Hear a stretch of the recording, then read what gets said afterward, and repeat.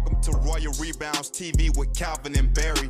Just two crazy fans of the Sacramento Kings, and they sharing their opinion. So be sure that you subscribe. It's for the fans, by the fans. Whether you chilling on the couch or wilding in the stand. For laid back conversations about the Kings, subscribe here. Staying down until we come up thinking this gonna be our year. We're here drinking beer, talking about the Kings. Be sure you subscribe so you can hear that bell ring. Yeah.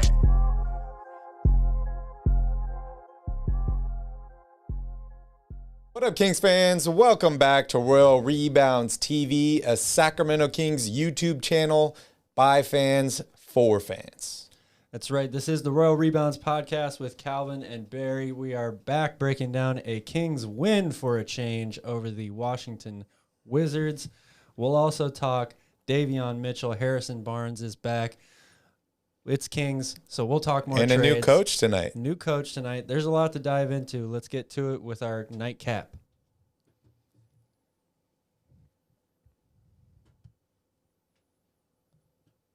We're here, we're drinking beer, and we're talking about your Sacramento Kings.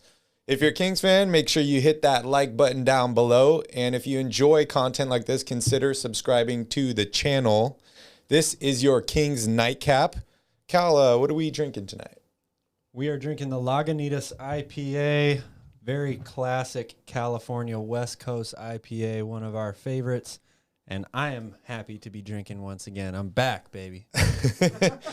We got a Christmas party to go to after this, so we're just warming up here.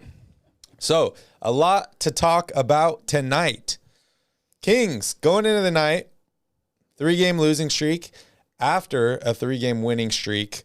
Crazy stuff is happening. 9 out of the next 10 games are at Golden One Center. Doug Christie is the head coach because Alvin Gentry is diagnosed with COVID. We are missing Marvin Bagley and Terrence Davis tonight due to COVID protocols. Richaun Holmes is still out. And Davion Mitchell gets the start along with Alex Len. Calvin, how are you feeling about this? What are your first thoughts on this tonight? My first thoughts are, thank goodness the Kings had a good fourth quarter because this was a game that it was really sloppy in the first half. The Kings came out and played with a bunch of energy early in the game, and I liked what I saw, but they had nothing to show for it. They didn't lead for most of the first half, and then going into that fourth quarter, Harrison Barnes finally makes an appearance. He comes back, 15 big points in the fourth quarter. We're going to talk more about him. Davion played, I thought, really well the whole game. De'Aaron Fox had another fantastic game offensively, and they were able to get enough stops down the stretch to build a lead and eventually go win going away. So very, very happy that they were able to get this win because this was a game where they outplayed Washington in a lot of areas. It would have been very disappointing to have come up short in this one. Yeah, we got to take a look at Montrezl Harrell and Kyle Kuzma, Kings that could have been this past offseason if that Buddy Hield trade had officially gone through. There was also some talk of boycotting the Kings, and I saw a hashtag boycott the Kings hashtag that was going around. Pretty interesting. The stands looked pretty empty for most of the game. However, the Kings did get a win. De'Aaron Fox last year averaged 30 points per game, 5.5 steals per game in the 2 games against the Wizards. Kyle, you want to jump here into the box score? Yes, I do. De'Aaron Fox again leads the way for Sacramento with 28 points, 4 assists, 10 of 16 shooting, 8 of 13 at the foul line, 13 free throw attempts. I don't know for sure, but I'm guessing that's a season high for him. He was at the free throw line early and often. Harrison Barnes, as I mentioned, 15 of his 19 points in the fourth quarter to go along with 5 rebounds and 3 assists. All 6 of his free throws were converted as well. Tyrese filled the stat sheet, 8 points, 8 rebounds, 9 assists, 3 steals, 3 blocks. Big, big game from him. Even though he didn't score a ton and didn't shoot great, he affected the game in a ton of different areas. 0 of 6 from the three-point line. 0 of 6 from 3, 4 of 12 from the field. And then the bench, again, you know, we'll talk about it more, but as COVID is becoming more of a thing or more of an issue that we're seeing teams have to deal with, it's been reported that they're going to ramp up testing for both vaccinated or unvaccinated players across the league. This could be not a good thing for the Kings, but the fact that their bench is so deep, I think might benefit them more than other teams if, a lot of these teams get big COVID outbreaks. And the bench played well again today. 15 points from Buddy Hield, 4 of 7 from 3, 15 points for Tristan Thompson, and 13 for Metu, 2 for Mo Harkless as well. Yeah, we saw De'Aaron Fox get in foul trouble early in this game, 3 fouls before halftime. Doug Christie showed his trust in him, left him in the game, and let him do his thing. He ended up finishing the game with only 4 fouls. He didn't foul out. Like you mentioned, 28 big points. There was a players-only meeting, which we're going to talk about a little bit later, that was after the last loss. De'Aaron Fox seemed fired up in his post-game press conference. We saw some action on Twitter, stuff like that. He definitely had a mission tonight, and you could see it in his aggressiveness. Yes, absolutely. I think you could see it really from everybody. But De'Aaron is in a zone right now offensively. It's that early season slump that he had is long gone at this point. The number of threes that he takes per game has dropped a lot since the beginning of the season, and I think that has really helped him big time in getting back into a groove offensively. He gets to his spots with ease now, pulling up at the free throw line consistently, and he continues to just push the ball, push, be a blur in the open court, and get to the basket at will. And we saw him get to the free throw line as well tonight. So he really is playing, his best basketball offensively of the season, has been for the past week or so. The thing is, he just needed that other person or other multiple people to step up. And finally, we got it from Harrison Barnes tonight, 19 points overall. Yep. And everybody else that played, kind of chipped in as well. Not great defensively. There was a good portion of this game where it was just trading baskets back and forth. So they still have a lot of work to do on that end. But it was encouraging to see a lot of these guys step up and play well offensively.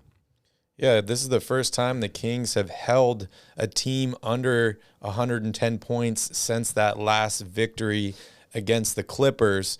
A couple things that stood out to me in team statistics. The Kings shot 55% from the field in this game. They held the Wizards to less than 21% shooting from three-point range. They had 5 more assists than the Wizards, and the Kings dominated in paint points. Do you want to jump into your keys of the game? Yeah. So my keys of the game were, number 1, get easy baskets, which they did a lot tonight, particularly De'Aaron Fox did that a lot. Almost every basket that he got tonight seemed to be easy. It was right at the rim or it was a wide open mid-range jump shot. So that's beautiful to watch. Number 2 was get HB going. And I was really nervous there for most of this game because I didn't think that was going to happen. And then finally, I thought when he got that big dunk over Kuzma in the open court, I was like, man, that's going to ignite him, but it still took him a little bit longer after that. Even that first 3 he made to put him up 4 with like 8 minutes left or something, it was 98-94. You could just see the relief on his facial expression, his body language, man. Like, finally, I got one to go. But from that point on, it was just attack. He got to the free throw line a bunch of times, and he converted. And then the last key to the game was team effort on the glass. Daniel Gafford and Montrezl Harrell were killing Sacramento in the first half. Offensive rebounds, they seemed to be doing whatever they wanted inside. But we saw Alex Len get that big block in the second half. They really limited those guys. And the rebounding overall was dead even, I believe, 39-39, and just 7-6 on the offensive glass. So the Kings did a good job there as well. Yeah, you mentioned Montrezl Harrell. Many Kings fans know this guy as Mr. Uh-oh from his time in L.A. Only 2 rebounds for him tonight. So that's a lot of improvement for the Kings. So yeah, absolutely. Very, very happy to see that. Let's talk a little bit about Davion Mitchell. This is his first career start. We've been seeing him play much better offensively over the past few weeks. Seems to have finally got his game. He is a one-on-one player. You saw him take multiple guys to the basket when he needed to. What'd you like? What'd you dislike from Davion tonight? I didn't dislike very much. I mean, he didn't shoot incredibly well. He was only 1 of 4 from 3. 6 of 13 overall is not bad, though. 5 assists to 2 turnovers. I love his aggressiveness, how he's getting to the hoop a lot. He, like you said, he's an isolation player, a lot like De'Aaron Fox. Really, really good with the ball in his hands. But I think he's getting better at seeing the floor as well. You know, he was in that fourth quarter, he had that great play where he gets trapped, almost turns the ball over, but gets it back and finds Harrison Barnes wide open underneath for an and one. So it's not like the guy isn't looking for teammates at all. I think he's gotten much better at picking and choosing his spots, knowing when he has an advantage. Yep. A lot of times he had Davis Bertans on him tonight, which no chance for Davis Bertans to guard Davion Mitchell. Absolutely no chance. So I loved the fact that he was aggressive trying to get to the basket when he saw that he had those opportunities. And look, this was his first start. I thought he really, really took advantage of the opportunity, played well, always hustles and plays good defense. So I never really have much to critique or criticize from him in that regard. It's a pretty small lineup. Very small lineup. Very, very small. But, I mean, you know, if Terrence Davis is healthy, he's gotten the start in a lot of those situations. Yep. And he's taller than Davion, but he's not that much taller than Davion. So it's not like this was the smallest starting lineup that they've had all year. But this was a team I felt they knew they could get away with it against, because outside of Daniel Gafford, you know, the Wizards don't have a lot of size. They got some big forwards in Bertans, and Avdia has good size as well. But the rest of the guys are relatively small. Pretty small. Harrell, yeah, but they usually play 6'10". They usually play 4, you know, relatively small players or smaller players and 1 big, just like the Kings do. So I think this was a game that they definitely knew they could get away with playing that lineup. And I tweeted about it before the game, but I thought it was quite the coincidence that in Doug Christie's first start, the guy that plays the best defense on the team also makes his first start. Yeah, that's pretty interesting. I think if Marvin Bagley were healthy, he would probably get the start tonight, because I know him and Doug Christie have had that connection throughout this season. But you know, there was no potential for that because he was out due to the protocols. You mentioned Doug Christie. I know a lot of Kings fans are fired up. They got to see 2 things that they have been wishing for all year, and that's Davion Mitchell starting and watching Doug Christie coach this team. They get a big win tonight. We saw a challenge in the third quarter early on, which I don't know if it was the right play or not. It ended up being an unsuccessful challenge. It didn't come back to bite the Kings later in the game, which is lucky for them. But how'd you feel about Doug Christie's coaching debut? Very good about it. First of all, I'm really, really happy for Doug. Everybody loves Doug Christie, and for good reason. He's an incredibly well-respected individual within the Sacramento Kings organization.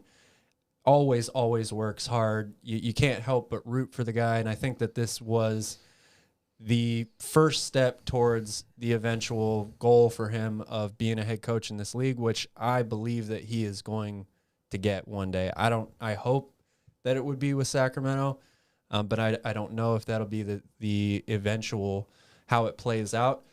I will say that this was a good thing for him to put on his resume moving forward, and maybe Alvin Gentry going forward sort of gives him more responsibility and stuff like that, because I think that Alvin Gentry would be a great mentor for him in that position. But just really happy for Doug overall, happy that for the Kings that they were able to pull out the victory. And, you know, in terms of X's and O's, it's one game, and it's kind of hard to really see much of a difference between one coach or another. Obviously, the starting lineup is different, but they had a couple guys out for COVID protocols anyway, so he had to make a move. And I liked the move he made starting Davion. I thought it was really, really good. So happy for Doug. And, yeah, it's just a stepping stone for him moving forward. Yeah, it was just announced this morning that Gentry and those other 2 Kings players were out. So you look at a timetable for return is probably about 10 days. Today's the 15th. That means they're not going to return until that game against the Grizzlies on the 26th. So we could potentially see Davion Mitchell and Doug Christie out there for the next 4 games. is 5 games enough of a sample size for you to look and say, hey, I like this guy in Doug Christie. Maybe we need to make him the head coach through the rest of the season. Or is it just, a small drop in a big barrel? I think it's a small drop in a big barrel. 5 games, when you think about an 82-game season, is such a very small amount of time. It's certainly enough time to make a good impression. And I think what Doug has going for him is they brought him on this year for specific reasons. They felt like he would be a great addition to the staff. And I think he's on the fast track. He's got a more accelerated rate maybe towards getting a head coaching job than a lot of other guys would in their first year as a coach in the league. But I do think that 5 games is not quite enough for me to say I'm ready to hand the keys of the franchise over to you. Yeah. I've always loved Doug when he was a player. I loved, him as a commentator. I like seeing him now on the bench. But it just makes me think a little bit like, well, this guy's a little bit younger than Alvin Gentry. Maybe he's, a little bit closer to some of these players because he's been around for so long. He's a Kings icon in Sacramento. He's lived in Sacramento for a really long time. He was a much better player than Luke Walton was in his prime, and he played on the Kings, not on a rival team. So maybe just this overall respect surrounding Doug Christie can help affect this Kings team in a positive way. And, of course, it always helps when you have a guy that preaches defense first. Yeah. Because we all know Alvin Gentry. We like Alvin Gentry, but he's not a defense-first guy. No, you're right. There is a lot to like about Doug Christie as a person, as a player, and as a coach. And I think that he is definitely the definition of a player's coach, which is really important in the NBA. I think that those coaches tend to succeed more than others, more than the school of hard knocks type guys. I mean, Tom Thibodeau has had success in the league. Yep. Players like playing for him. But there also is that other side that comes with playing for Tom Thibodeau. People worry that he runs his players into the ground and all that stuff.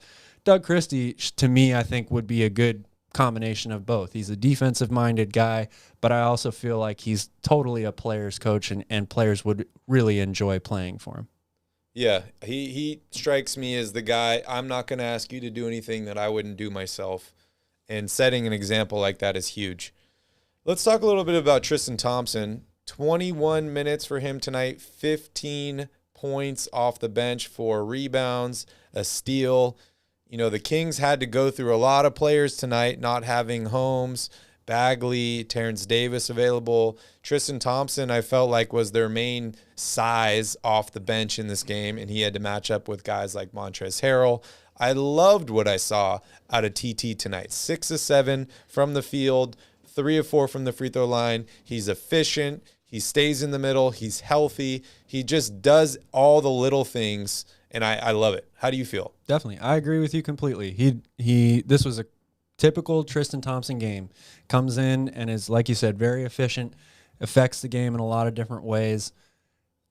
Getting the 15 points out of him is a huge plus because you're not always going to get that many points. But they looked to get him the ball inside a lot. I love the way he runs the floor. He just always is one of the first guys down there, right to his spot, right under the basket, on the block. He plays the game the right way, works really, really hard on the glass, and those are all things that the Kings need every single night. So this might be a really easy question for you, but you have a king of the game tonight? A king of the game? Yeah. Are you going De'Aaron Fox? Or? It's hard not to go with De'Aaron Fox. The guy has just been on such a tear offensively. I didn't like the early fouls early on. I thought that a lot of those fouls, he was just reaching, and I even saw him really move his feet well and cut off guys on the drive, but he still reached when he had already beaten them to the spot. And it's like, you just can't give away that great defense for a cheap foul like that, especially when you pick up a bunch early in the game. Yep. But he did a really good job of monitoring that in the second half, and he just took over offensively. He was brilliant getting to the basket. So, I'm going to have to go with him.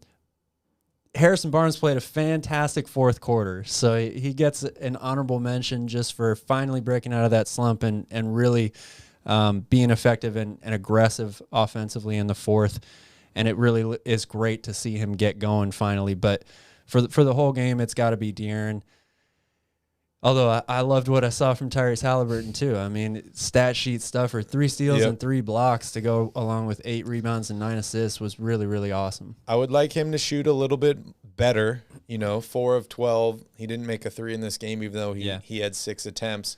But he's been shooting really well as of late. He just didn't have it tonight. He had good looks. He just didn't convert, and that was for basically the whole team. I mean, they didn't shoot well from outside at all as a team. So. Yep. And when he's making these shots, this Kings team is a pretty good team. You mentioned Harrison Barnes. I feel like Harrison Barnes has been the X factor on this Kings team this season, because when he plays well, the Kings play well. Yeah. We missed him during, all those games due to his absence from injury, but it's good to have him back. It seems like he's finally back in the flow of the game, and hopefully the Kings can get some wins here.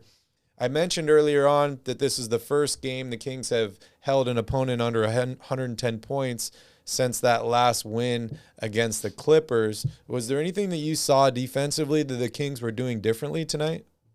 No, there wasn't much. I mean, they played a better fourth quarter. Bradley Beal was hot all game long, and when that guy gets going, even with good contests and stuff, a lot of times there's not really much you can do to slow him down. It was just one of those nights. But the Wizards were scoring really, really well with pretty little resistance early on in this game. It was a trade baskets game back and forth for a long time. And then the fourth quarter, I thought that the Kings were better with their rotations.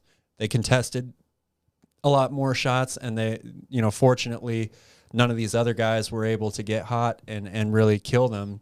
Davis Bertans missed a bunch of threes in that fourth quarter. Spencer Dinwiddie had a pretty rough game all around.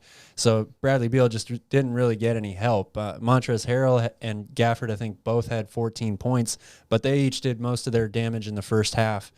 And the Kings were able to do a much better job of getting rebounds and making sure that those guys weren't getting easy second chance opportunities. Yeah, that they held the Wizards only 16 points in the fourth quarter. And, they've played a lot of good defense in the fourth quarter this season. But when you're down 20, 25, sometimes 30 points in these games, it doesn't matter if you only allow 10 or 16 points in the fourth quarter, because it's such a hill to climb to get back to it. Yeah. It's really important that this Kings team stays within 10 points close in these games, and that's what they did tonight, and that's what made the difference in the fourth quarter, is them not having to dig themselves out of this big hole to get out, and they could actually play ahead, and I love to see it. Let's see. Fred said, we are going to need a defensive coach in the future. We still need to make a move to make the next step. I agree with that. I think a defensive-minded coach is exactly what this young Kings team needs. They need to learn or figure out how to play defense. That's the last piece of the puzzle that's missing for them, alongside with maybe trying to add, a second star alongside of De'Aaron Fox or something like that. But we've talked about it all the time. If the Kings could just improve to a middle-of-the-pack defensive team, be somewhere in the 14 to 17 rank in the league in terms of defensive scoring, defensive efficiency, all that stuff. The number of wins they're going to get out of that is going to increase by a lot. Maybe it's not 10 wins, but you don't need an extra 10 wins necessarily to make the playoffs. We're talking a very reasonable increase that is going to make this team a playoff team if they can just figure out a way to buckle down and play defense for a whole game. Yep. It said on your stat sheet, Rashawn Holmes was out for a did not play coach's decision, but I think it was linked to that eye injury still. That's certainly what it sounded like, yeah. Do you expect him back on Friday? When do you see him coming back here? Hard to say. I mean, I really haven't heard much of an update in terms of him improving. It seems like this injury is really kind of lingering for him, and maybe it's because he's had the multiple eye things, over the past month or so. I certainly hope they get him back soon because they really, really need him.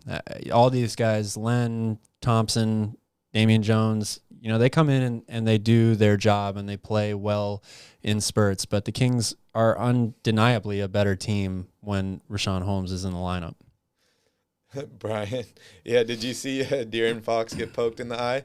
And He got hit twice. Katie's like, I've had enough of seeing these Kings players getting poked in the eye. You know, I do have to say, honestly, normally I feel like no foul called. Getting poked in the eye is one of the funniest injuries ever because you watch it in like slow motion and they get poked in the eye and it's like one of the most annoying. It's a late reaction and you're like, how'd you get poked in the eye? Didn't you see it coming? But when it happens to my team, I don't like it at all. And I hope Rashawn Holmes can get better soon. I don't know if it's an actual like eyeball injury or if it's like a scratch. It's a laceration up above the eye. I've heard two different things. I've heard that he did get stitches. I've seen a tweet from his mom that said he wouldn't need stitches. I don't really know what the actual outcome of that was, but either way, any type of bad cut that's right around your eye, even if it's like right on your eyelid, every time you blink, it's going to be super annoying and painful. So. Or if you're wearing goggles and it's hitting the goggles back and forth. Yeah. Oh, man. I see someone in the chat mentioning Metu. You want to talk about Metu? Yeah, I thought he played really, really well. I've been a Metu fan, throughout this whole process ever since he's been in Sacramento. To me, in terms of the power forwards they have on this team, Metu has by far the most potential. Coming into the league, Marvin Bagley had that potential, surrounding him.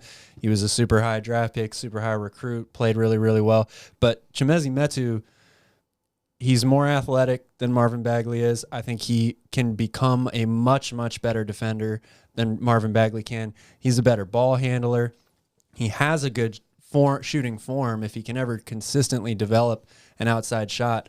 This guy has a tremendous amount of talent. He just is slowly working on putting it together. And he's taken some big steps. Last summer, playing with the Nigerian national team in the Olympics, he really, really balled out. I think that gave him a ton of confidence heading into this season.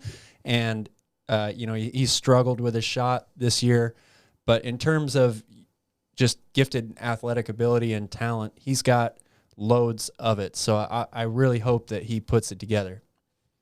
Yeah, I really like Metu a lot. He is exciting. He's very, very exciting to watch. One thing I did not like from Metu tonight was that one-handed alley-oop attempt. Yeah. I mean, that play, it would have been an incredible highlight if he pulled it off, but I think that was one of those moments. As soon as he got the ball in his hand, he should have known that dunk didn't have much of a chance. And I didn't like both Katie Christensen and Kyle Draper were sort of singing his praises for that athletic play when he should have had an easy layup. I mean, easy layup. So didn't like that very much, but. Couple more things I want to touch on here, and then I want to jump into the next next section and around the crown because I have a ton of King stuff. I want to talk about trades. I want to talk about draft. I want to talk about a bunch of different things. So before we move on to that, someone's talking about Harkless here. 21 minutes for Mo tonight, only 2 points. What'd you like? What'd you dislike? Is there anything you liked out of Mo Harkless tonight? Man, Mo Harkless is... I don't have much good things to say about his performances really lately.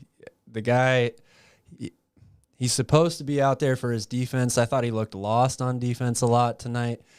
He has trouble staying in front of guys. He struggled shooting all year long. He's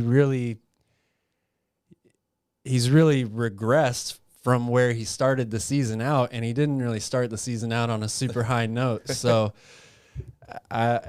it's unfortunate that he's struggling, and it's also unfortunate the Kings are kind of forced to play him now because they don't have a lot of wings, and they're down all these guys now from the COVID protocol, so they really needed to go deep into that bench, but he really didn't give them much at all today. Yeah, I thought that was an interesting performance by Mo Harkless tonight. All right, next thing I want to talk about was that challenge in the third quarter. Was that weird? I feel like Alvin Gentry would not have done that. I thought it was the right move. I didn't think that was a foul on De'Aaron Fox. So I liked the challenge simply because I thought it was the wrong call. And Fox was already in foul trouble, so I felt like it was a good move from Doug Christie. You have a point with him being in foul trouble, but they're only down 4. It's super early in the third quarter. Challenges are so valuable. I know they didn't exist up until 2 years ago, but they're so valuable towards the end of the game. And we've seen plays in this Kings season that could have gone either way. Maybe they weren't challenged or we didn't win the challenge, but having that option is so powerful. So I totally agree with you. I think that challenges are better saved for late game situations, especially when the refs are put in difficult situations in a close game where they might feel like they either have to swallow or blow the whistle, one of the two. However, I liked the move here, again, because of Fox's foul trouble. I feel like if you have a play where you believe the call was wrong and you have an opportunity to save a foul on your best player who's having a great game, who is already in foul trouble, I think it's the right move. Yep. You want to say anything about this boycott the Kings hashtag that's going around?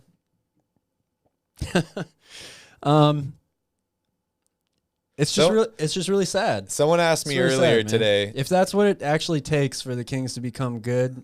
That bums me out. Someone asked me earlier today in a comment, and I said whatever it takes to win. Yeah, I agree with that mentality. I just love basketball so much. It would be hard for me to boycott. Oh, if anything. I had season tickets, I'd be there. If I had, tickets, I'd be there. Yeah. I was looking in a Facebook group, Kings Kingdom or whatever it's called, Sacramento Kingdom, and all the posts are about giving away tickets tonight to the game. And someone commented in there, the Kings are good when half the posts in here are about giving away tickets. Yeah. So that's pretty funny. All right, guys, we're going to take a quick break, and when we come back, we're going to dive deeper into the Kings with another section called Around the Crown.